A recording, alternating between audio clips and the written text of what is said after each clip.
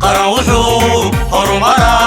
شقلا هرمودك أجر لي مركي تعا هجنوجو هذا هوشيتنا هجو هجنوجو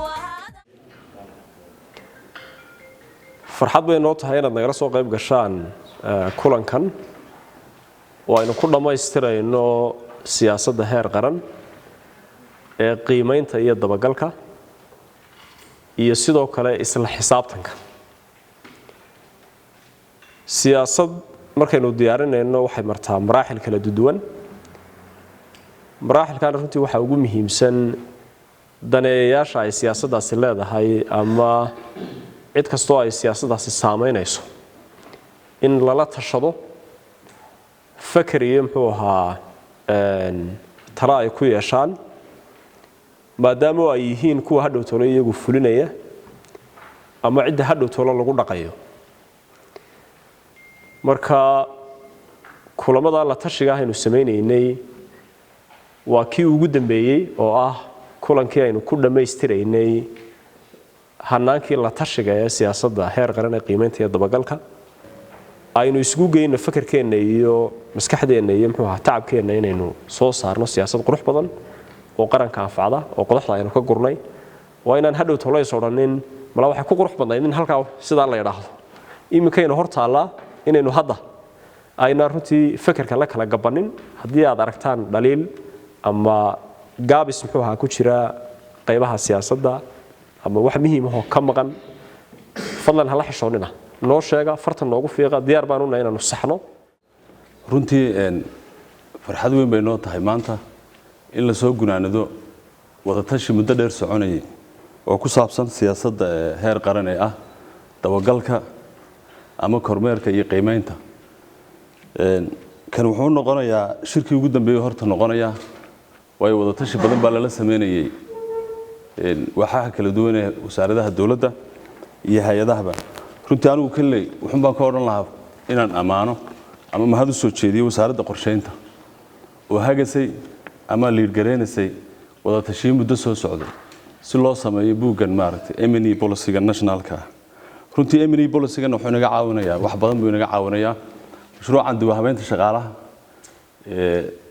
hay'adda shaqaaluhu fulinayso World Bank-nu maal gelinayo waxyaabo badan buu ka caawiyaa wasaaradaha dawladda qayb bay ka mid tahay qayb baa ku jirta ah inuu ka caawiyo dhammaan siyaasadaha iyo shuruucaha loo baahan yahay procedure-rada loo baahan yahay inuu ka caawiyo human resource procedures-ki wuxuu ka caawinayaa qaybo badan oo ah capacity building-ki inay dawladdu gudan karayso waajibaad markaa saaran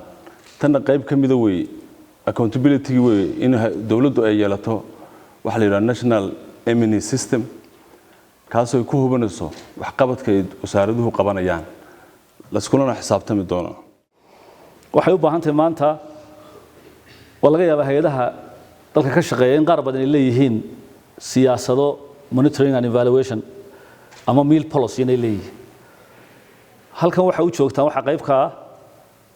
inaynu gunaanadno islana qaadanno inay tahay tii u cuntamaysay inaynu wax ku dabagalno ku qiimayno sidoo kalena eegtaan inay iscelinayaan oo ay munaasib u tahay kuwa idinku gaargaar u leeyihiin lafteeda si xogtu ay u noqoto mid dhinac walba looga taagan yahay inagu ansixin ma lihin ansixinta waxa le golaha wasiirada sidii mubaarak sheegay oo loo gudbinayo inala eegaya isla qaadanaya markaa in ay noqoto madaxweynuhuna uu ku soo saarayo digreeto inay dhaqangaltay maalinta ay dhaqangal noqoto waxa qasaba in halka wasaaradda qorsheyntu hay'ad kasta heshiiska la gasho iyo logical frame-ka mashruuca iyo proposalka mashruuca iyo budget-ka waata heshiiska intaan la gelin loo keeno in kuwa ay ka soo dheegto inay ku daba gasho annagu ka hay'ad shaqaale ahaan markaa maxaana soo geliyay wasaaradda qorsheynta leh hawshan mar mashruucan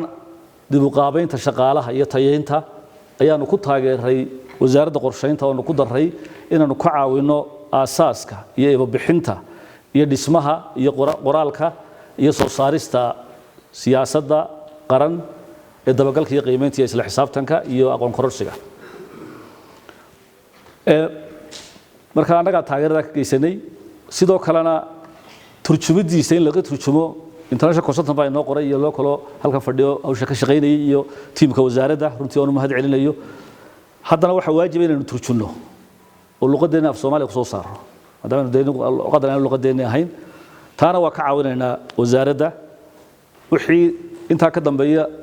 ku dhawaaqisteeda iyo dhaqangelinteeda iyo fulinteeda wasaaradda leh imika bas iyadu wado qayb kale way naga soo gashaayo in wax la qiimeeyo la daba galo shaqada la qabanayo oo dhan wasaaradaha qabta iyo hay'adaha dawladda marka shaqaalihii shaqadan qabanayay adeega qabanayay ee adeega u qaranka iyo bulshada si ay adeeg la mahadiyo u heli lahaayeen u fulinayay inaanu ka wada shaqeyno side by side annagoo isu dhowaan wasaaradda qorsheynta ka wada shaqeyno in tababaradooda iyo tayayntooda aqoontooda iyo tilmaamistooda oo hay'adda shaqaaluhu xil saaran tahay oo HR-kii qaranka ay tahay inay noqoto in la wada shaqeeyo laga maarmaan bay noqoto sida ka warqabtaan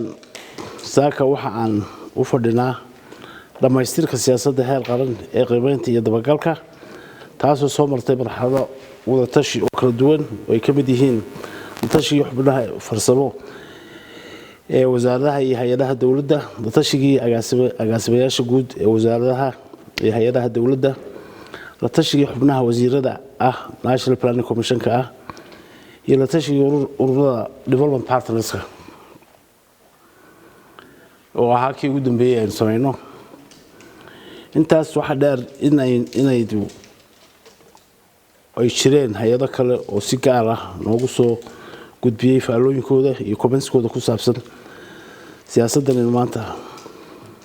u fadhino inuu dhamaystirno mudanayaal iyo marwooyin wasaaradda qorsheyntu waxay ahayd garwadeen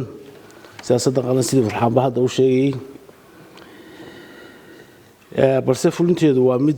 ay dhammaanteed mas-uul ka wada yihiin aynu wada leenahay sidaa darteed yani intaasoo marxalad iyadoo soo martay waxa weeyaan messagekan soo hadhay weli ee hadhan waxaa ka mid ah ka validation workshopka aynu maanta u fadhino iyo in la turjumo oo Soomaali lagu turjumo si ay dadka lagu gudbiyo iyo ansixinteeda intaas aynu hadhay intaas seen u dhamaystirno inuu ka wada shaqeyn doono insha Allah taala maanta I think the chance inuu qofka chance buu haystaa inuu inputkii ugu dambeeyay bixiyo si ay siyaasaddan u noqoto mid national policy noqoto sida awgeed waxaa haysataa chance de fikradiina kusoo dhibataan maanta oo wax critical insight la siiyo oo la wada eego marka waxaan rajaynayaa inaynu ka wada faa'iideysano yani opportunity kale maanta haysano oo siyaasadda aynu ku dhamaystirno aad iyo aad baa u mahadsantihiin qaran wuxuu